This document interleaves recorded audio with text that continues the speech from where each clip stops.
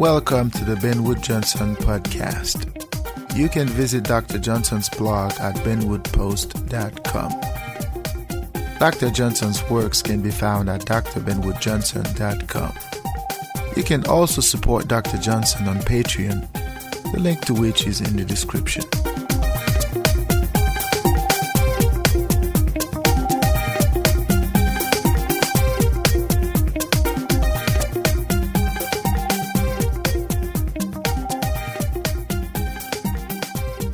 Hey, welcome to the Ben Wood Johnson podcast.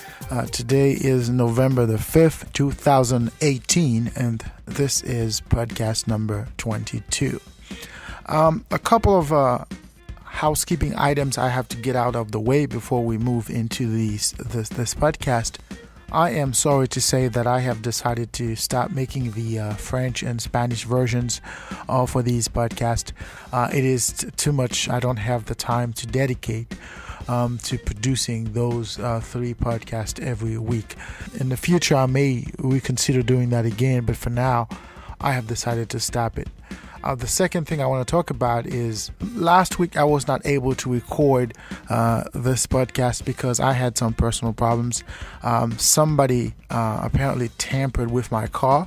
As I was leaving my driveway, all of a sudden I had absolutely no control over the vehicle. It was a jolt because there was no brakes. For a while, we thought it was the end.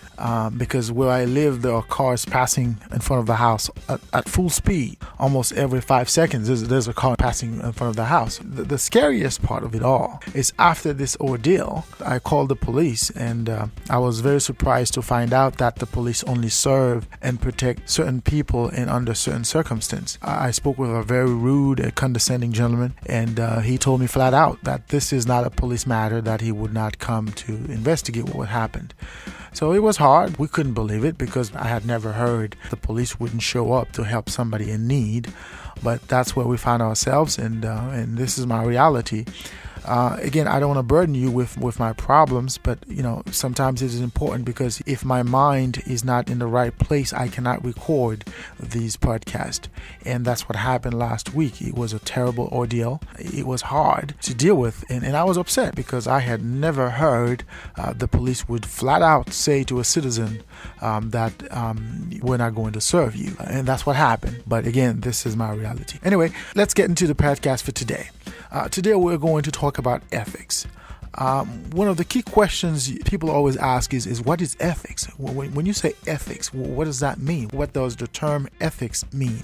Today we're going to talk about this concept because when people do things or when people don't do things, they usually justify their behavior or their actions on a certain set of rules or principles that either they grew up believing in those principles or these are principles that along the way they created for themselves. So everybody has a certain set of ethical rules that guide that individual's behavior. So the question is, when people do things or when people decide to do things, is it always the right thing? Because somebody could justify doing something by saying this is the right thing, but it is always the right thing for everybody. Is my right thing the same as your right thing? Okay. And this is what we're going to be discussing in this series. We're going to be talking about the concept of ethics, the types of ethics. We're going to delve into that in depth. So without further ado, let us delve right into it.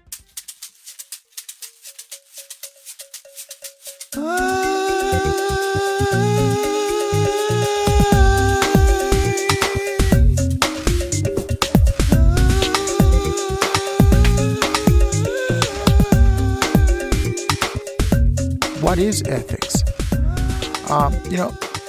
The term ethics is a very fluid terminology.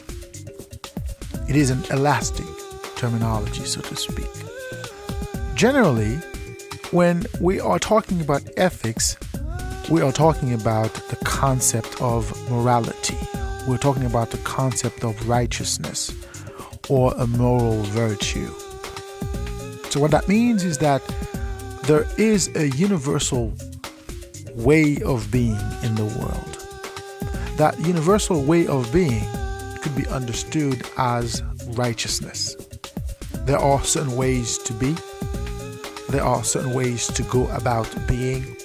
There are certain ways to conduct oneself in the world. And that way is defined as righteousness. In other words, you are supposed to be the right way. You are supposed to act the right way. You are supposed to do the right thing. So the question you might be asking is whether there is a difference between ethics and ontology. I would say no. The concept of ethics by itself, it is based on the notion of moral virtue.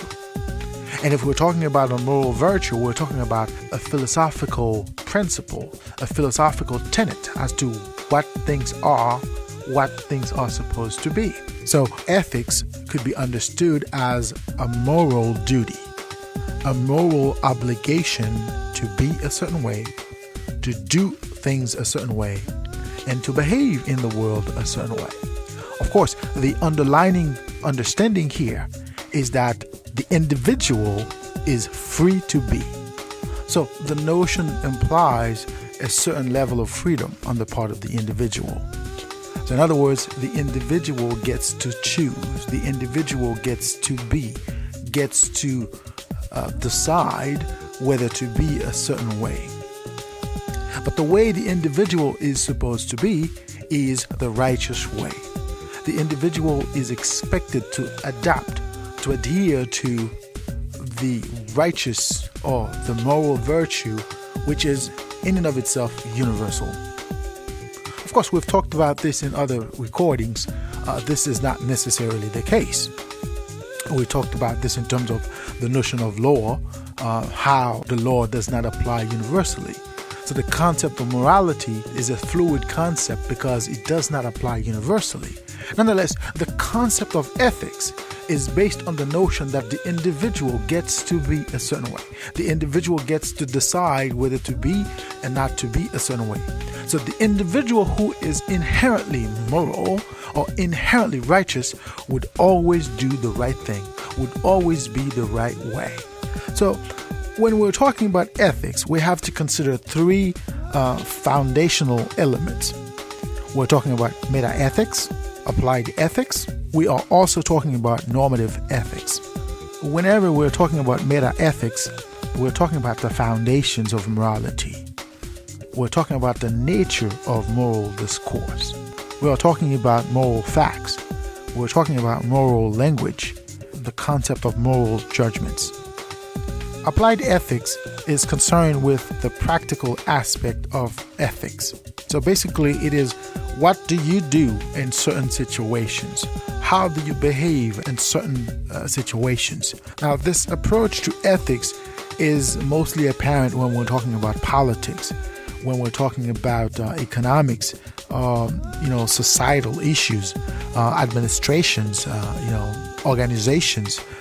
In the example I gave before about the incident in front of my house, when the police officer told me that he would not come to assist the family when we needed help, he made an ethical decision because from his perspective, he did the right thing. Okay. Now, from my perspective, he did not do the right thing because I needed help. Yet he decided not to afford that help.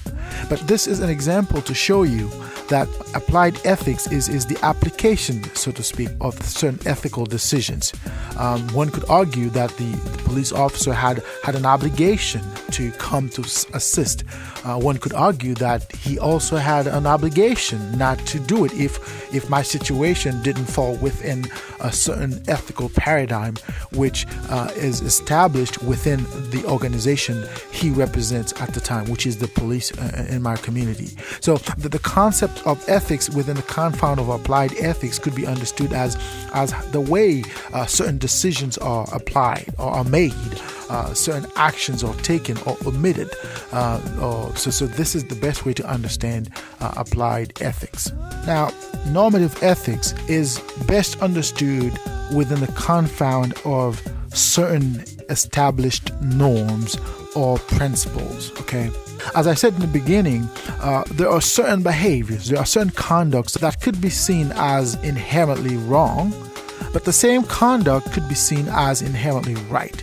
But the difference between whether the conduct is right or wrong could be understood based on the norms that are in effect in a particular societal environment. So if the norms dictate the behavior, so within that context, that behavior could be considered ethical. So when we're talking about applied ethics, we're talking about the application of certain moral virtue.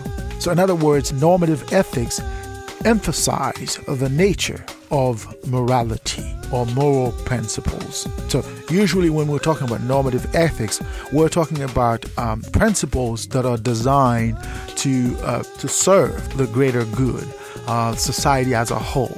In the example mentioned before, it may not be my right, but if it is right for the collective, then it becomes okay, it becomes normal to behave or to conduct oneself in a certain way. So when we're talking about normative ethics, we're talking about principles or virtues which are designed to serve the community as a whole.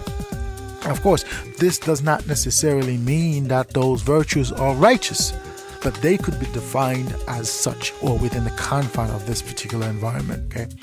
Next week, we're going to delve a little deeper into this concept to understand ethics a little better. So see you next week.